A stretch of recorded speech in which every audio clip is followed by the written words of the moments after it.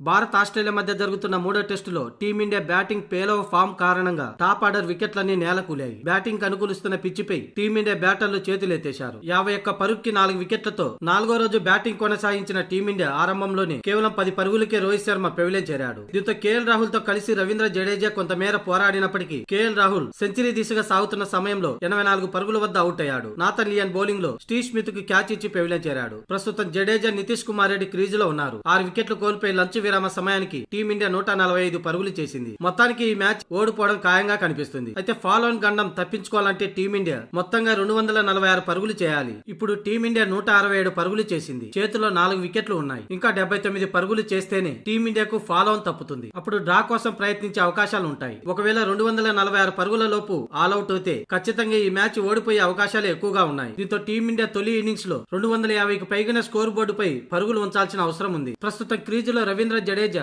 41 పరుగులతో పోరాడుతున్నాడు. ఇంకా తొలి ఇన్నింగ్స్ లో టీమిండియా 278 పరుగుల వెనకబడి ఉంది. ఇక నుంచి డ్రా కోసం తప్ప గెలుపు కోసం ఎటువంటి అవకాశాలు లేవు.